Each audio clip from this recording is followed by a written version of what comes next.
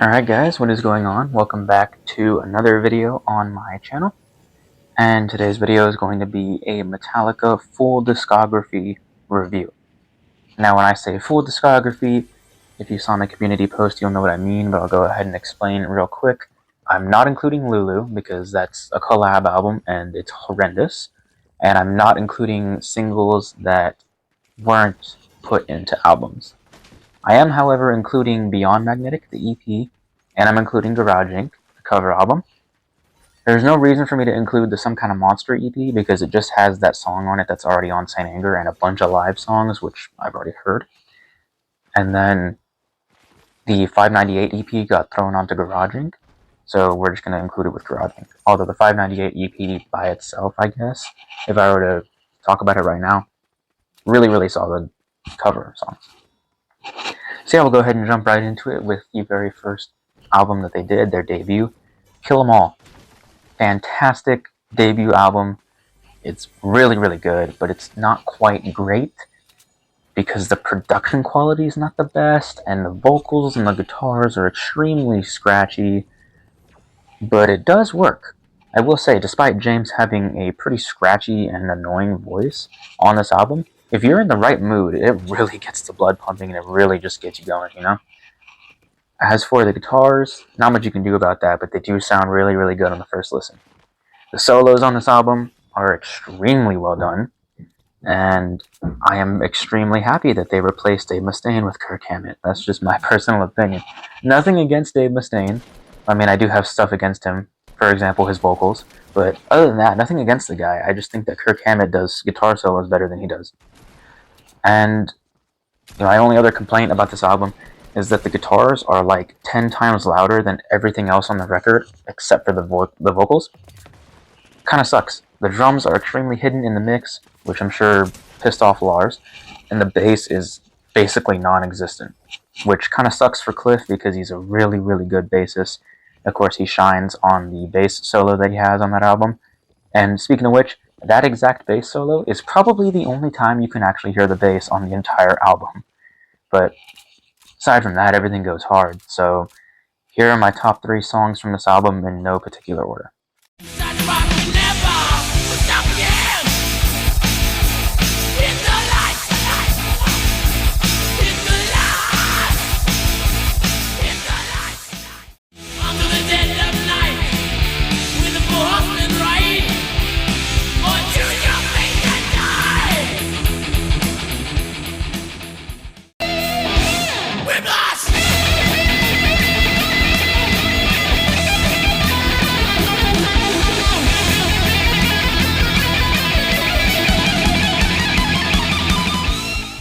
Alright, so moving on to the second studio album, Ride the Lightning, which I actually have on vinyl. Ride the Lightning is a great album. It is a really good album. I mean, music theory being introduced and, you know, them and overall just improving everything about the band. It's just so well done. The solos are so well crafted. I mean, the bass stands out a lot. Cliff Burton is an amazing bassist, and Kirk Hammett really knows what he's doing when it comes to solos, especially on Fade to Black at the very end. I mean, everyone on Ride the Lightning is just doing a really good job of playing their instrument, doing their part, and making the songs sound full. Really solid album. I really like it. I think it's really great. Not their best, but it is a really good and classic album for Metallica. And its 40-year anniversary just recently came up as well last year. So yeah, overall, just really good things to say about it. I mean, I guess my dislikes would be, once again, the bass is very hidden, but it's more audible now than it was on the previous album. And the vocals are still very scratchy, but not as bad as they were in the previous one.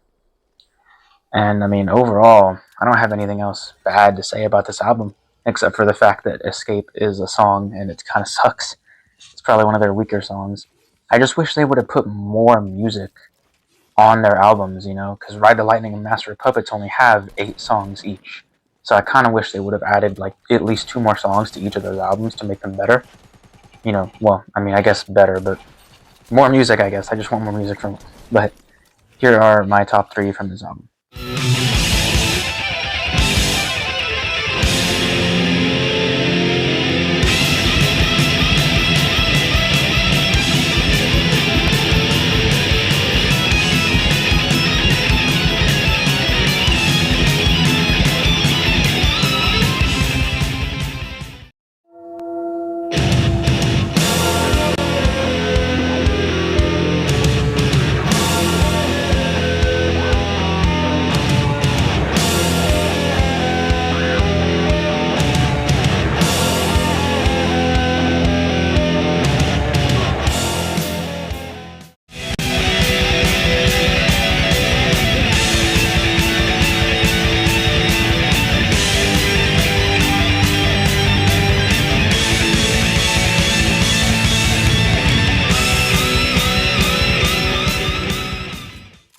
Alright, moving on to Master of Puppets, everybody's favorite album, and probably one of their most well-known albums, just in general. I have this album on vinyl as well, like I do Ride the Lightning, and I mean, this album just goes extremely hard from start to finish. I mean, every song on there has something good, except for The Thing That Should Not Be. I think that song should not have been. I don't think it's great. I think it's a really bad song. That's just my opinion on it. And as for Orion's a great instrumental, but I just really don't care for it as much as other people do. I know a lot of the fans are obsessed with that song, but me personally, I just don't really get the hype around it. It's great, don't get me wrong. It's a great song. I just don't think I think it's really, really, really overrated for an instrumental. It's just not that great. But yeah, overall, like, really, really, really solid album. One of their best albums of all time. I mean, it's so well done on there. Like, the vocals sound amazing. The guitar tune is perfect. The drumming on there is amazing. The snare drum actually sounds the best, in my opinion. It's so well done on that album. Even the bass has parts where it shines.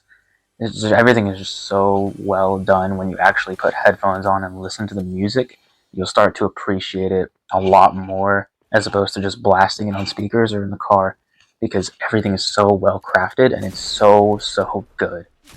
My only complaint about this song, or this album, sorry, is The Thing That Should Not Be is just a bad song.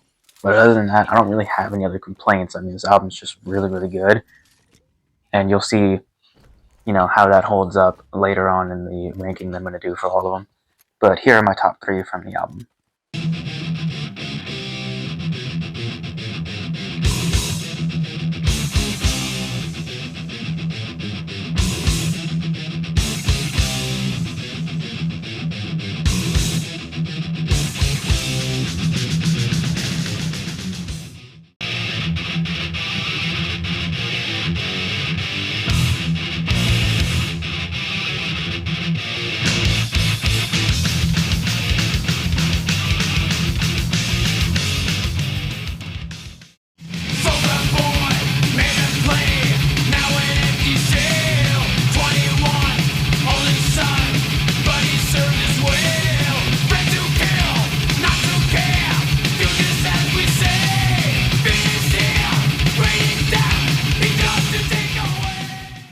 Alright, moving on to And Justice for All, their 4th studio album.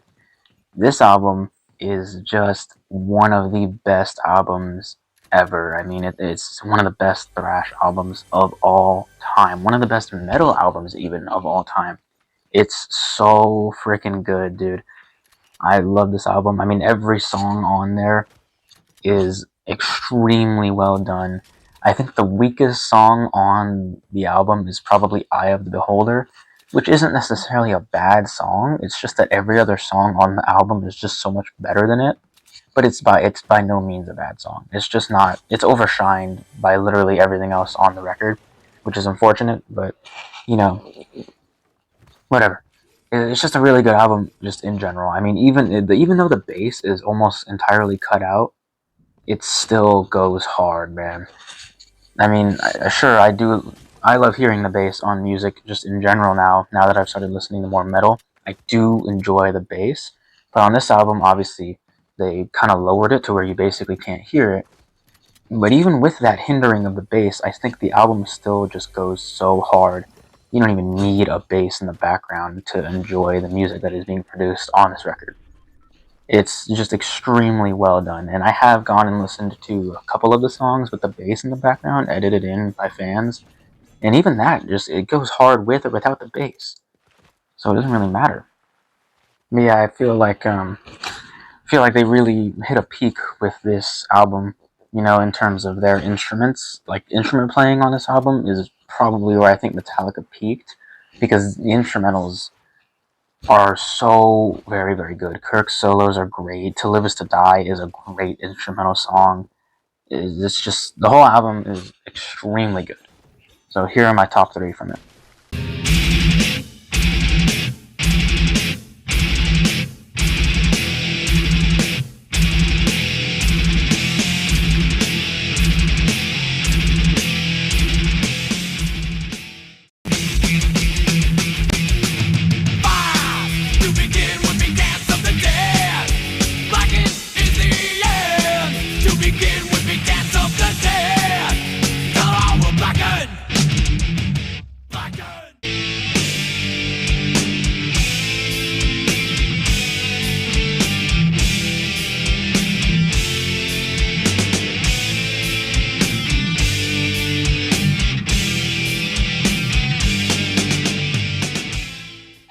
Alright, moving on to the best-selling record that they ever made, the Black Album, or as it is literally titled, Metallica.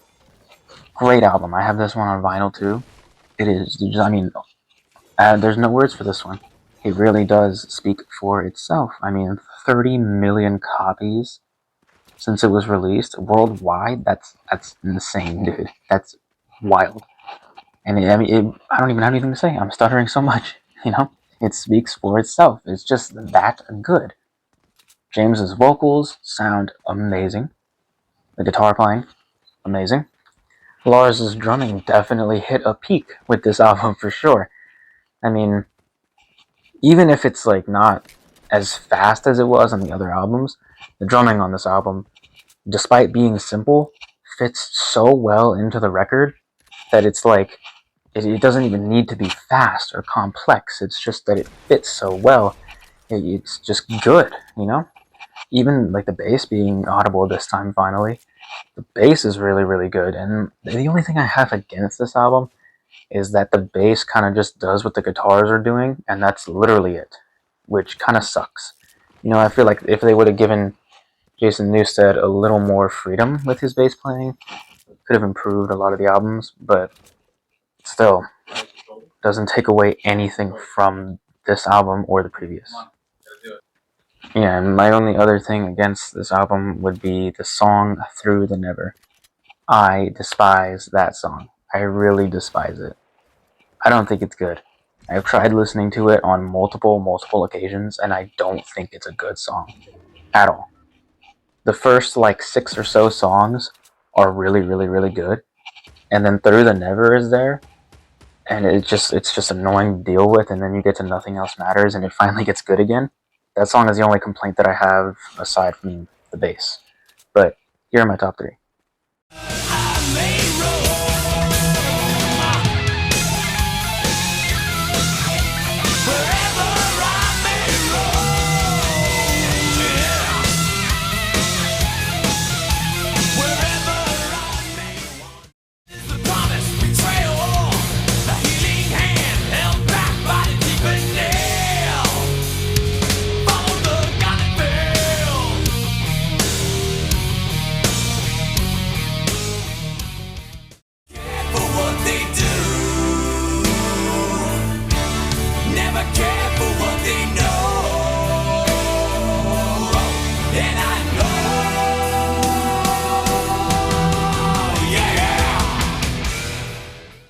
Alright, so moving on to their first screw-up, if you will, we have Load. Now, despite popular opinion on this album, everybody thinking it's not that good, I think this album is actually fantastic. I think it's a great album. The production on it is the same quality production from the Black Album. And they just keep that production, but they switch the style of music, obviously. And even though they did switch up their music, I can't hate it, you know? It's such a good album. Like, the music switch up is definitely different. You know, at first it doesn't really sound like Metallica, but as you listen to that record more and more, it's like, okay, man, this is actually pretty good, despite people hating on it so much. The only reason people don't like it is because it's not thrash metal, and they switched up to alt-rock, hard rock, you know, even country as well for some reason. Which, the only mistake on the album, I would argue, is doing country music, because James's voice is not fit for country music. But it's a meaningful song, so I respect it, but I just don't think it's really that good. It's probably the only bad song on the album, as Mama Said, and then Poor Twisted Me is a pretty bad song too, but aside from that, everything else on the record is just extremely well done, you know? Dare I say, might even compete with some of the albums from the 80s. It is a good album. There's a lot of music on Load. There's 14 songs on it. 12 of them are extremely good. 2 of them are kind of boring. But, I mean, come on. It's a great album. People need to respect Load more, I feel like. But yes, it is a very underrated album, in my opinion. If you haven't listened to it or you don't like it because it's not thrash, please go back and listen to it for the music, not for Metallica. That's where the difference is. But here are my top 3 from this album. So tear me open, pour me out.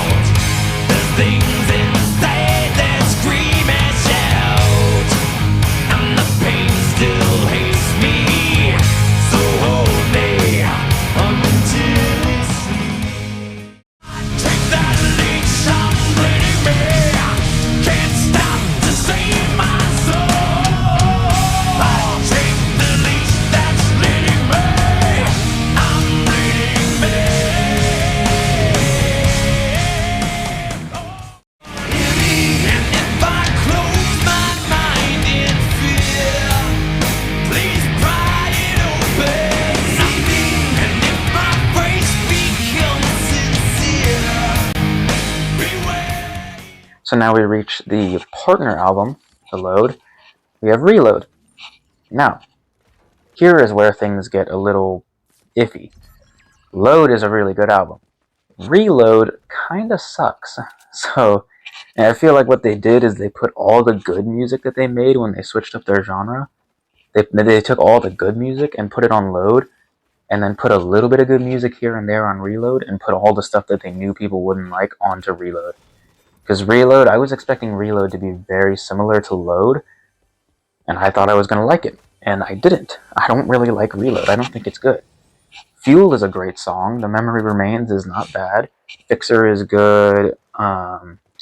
Prince Charming is actually a pretty decent song. The Unforgiven 2 is a decent song. But everything else on there is just super messy and not good.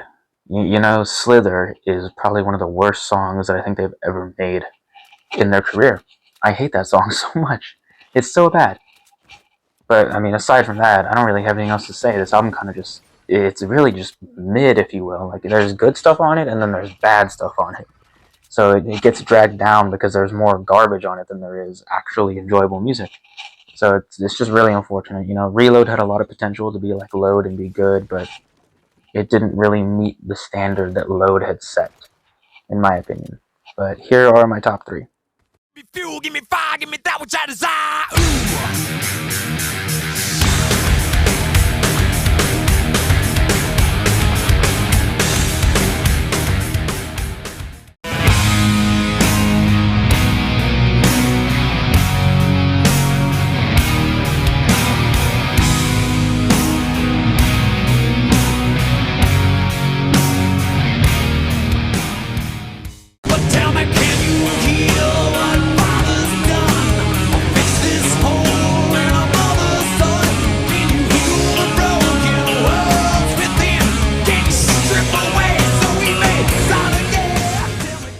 Alright, so now we reach the cover album.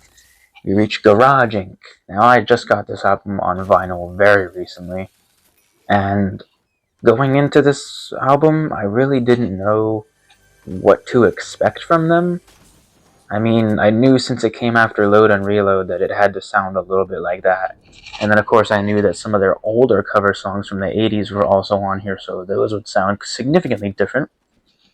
But I was completely blown away with what I had heard. I mean, it is a fantastic cover album.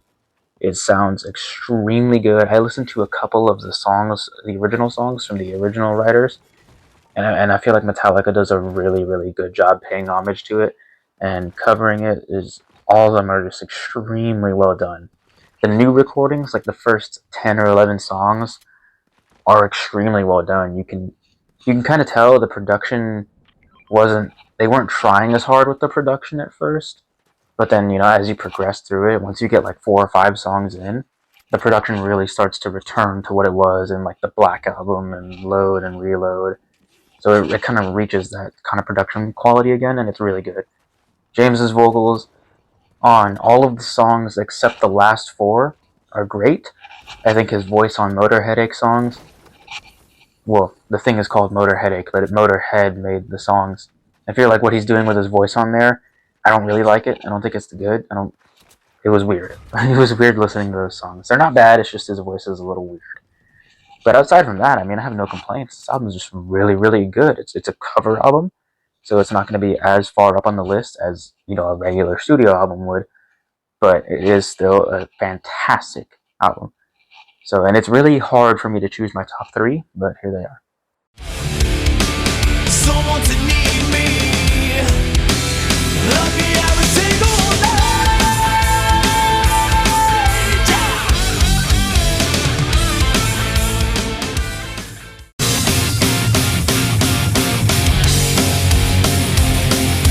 Die, die, die, my darling, don't utter a single word. Die, die, die, my darling, just shut your pretty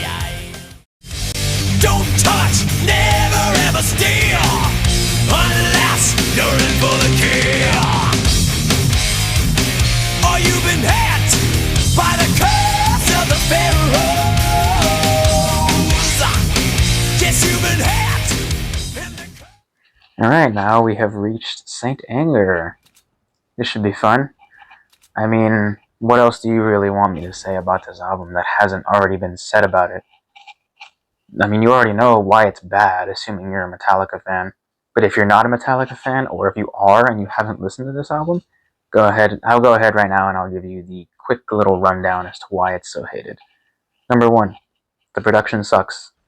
The production on this album is basically non-existent. 2, the snare drum. It sounds like Lars is smacking a tin trash can. Number 3, the guitars don't sound like they used to. Number 4, James's vocals sound extremely raw and unfiltered in a bad way. And number 5, there's no guitar solos whatsoever on this album, which leads to repeating the same stuff over and over and over and over again, which is kind of boring for a song. There you go. The album just sucks altogether. And it's pretty easy to pick a top 3 because everything is garbage. So there are certain parts on certain songs that I did enjoy, but then the rest of the song just completely annihilates its reputation, which sucks. But you know, I feel like with this album, despite going through hardships at that time, it really felt like they just weren't trying. Like they didn't want to make the record, but they were like forcing themselves to do it and using the excuse of, oh, I really love to make music, to force that garbage out into being published. So, but here are my top 3.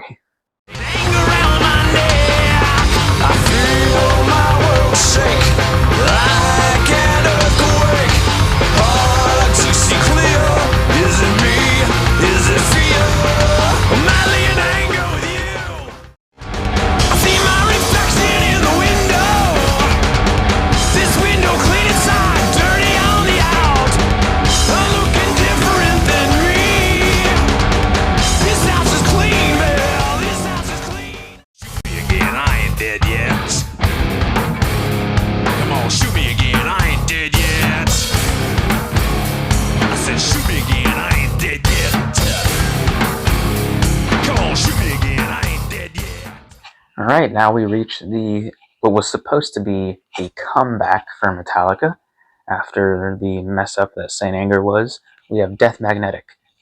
This album, I had already heard 2 songs off of it before I had listened to it, so then I went back and I listened to the whole thing, and I was expecting a lot out of it because the other 2 songs that I had heard I thought were pretty good. I was expecting it, the rest of the album to be good, right? Logical thinking here. Unfortunately, I was wrong. This album to me was extremely disappointing. It was a letdown because it's extremely compressed, and overall the songs were kind of just boring in my opinion.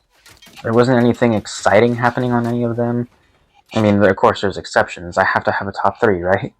But I think The Day That Never Comes is a great song. The Unforgiven 3 is a great song. All Nightmare Long was definitely worth the wait since the demo's been around for ages.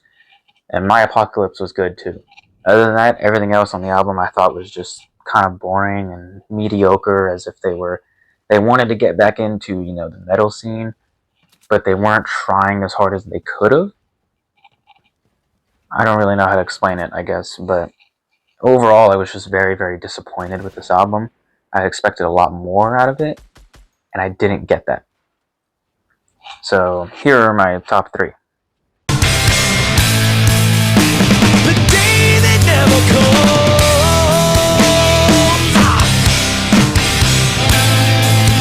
When you stand up and feel warm. The crate inhale of fire.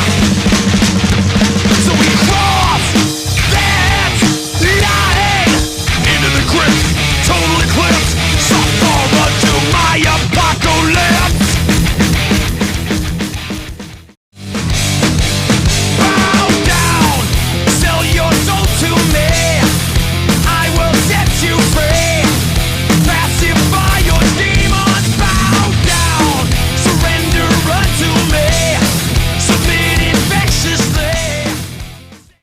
Alright, moving on to the EP that was released after Death Magnetic. In 2011, we have Beyond Magnetic. Now, I was excited to listen to this because it's only 4 songs. And I was like, okay, if it's only 4 songs, it has to be good. And then I listened to Death Magnetic, and I was disappointed, right? So then my expectations for this EP were dropped to basically 0.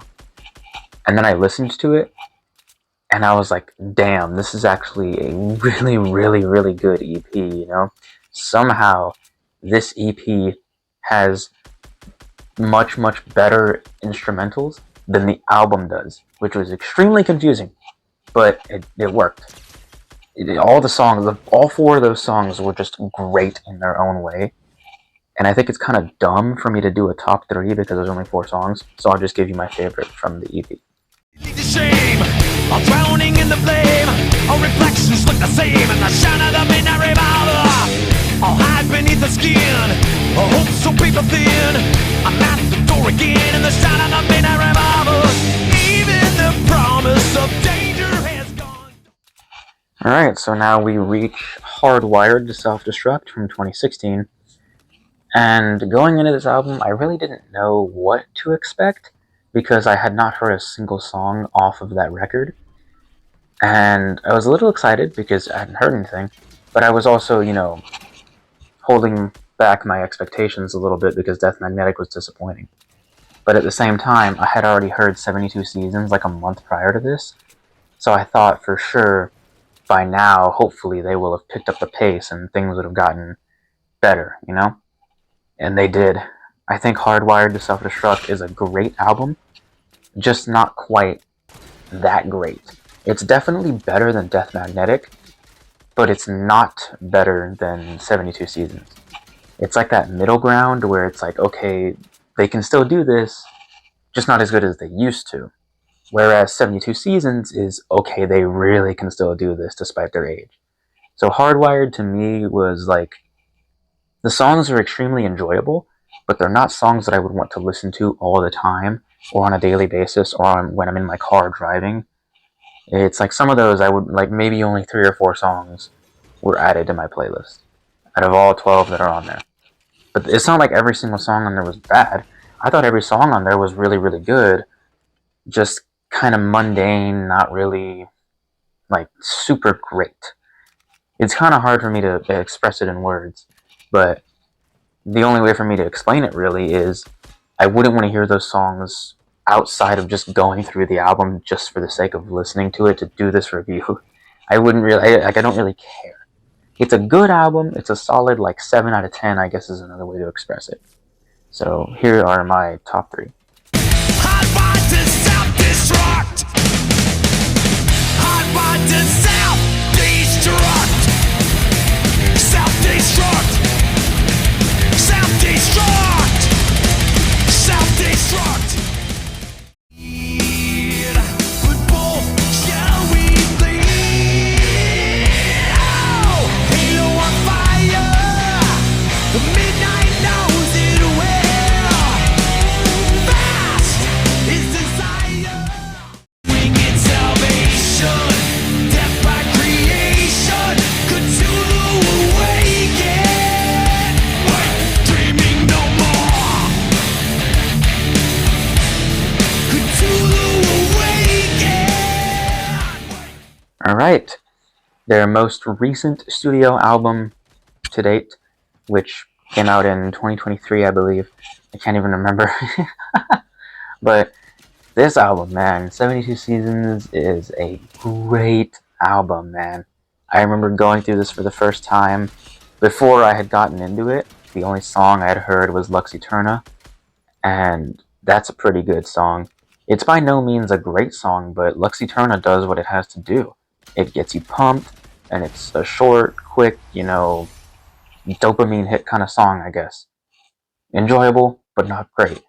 And I was just completely blown away by the rest of the album. Of course, there's songs on there that I don't really think are as good as the others, but majority of the songs on that album were just really, really good. For 60-year-old guys still kicking it as metalheads, those are some pretty good songs, man. I mean, clearly they can't do it like they used to, but they got pretty freaking close with 72 Seasons. I think that whole album was really well done. There were parts of it that I recognized from earlier albums, and this album to me 72 Seasons kind of feels like they're paying homage to themselves, all the way dating back to Kill 'Em All. I mean, Kill 'Em All released 40 years before 72 Seasons. You know, that whole 40-year gap kind of seems like a celebration of Metallica, essentially. That's what this album to me felt like, was they were celebrating their careers by making songs that reminded them, and of course their audience, of the old days. Because if you listen to it very carefully, you can clearly hear parts on 72 Seasons that remind you of the parts and songs in the 80s albums. Just a really, really well done album overall. The production is amazing. So here are my top 3.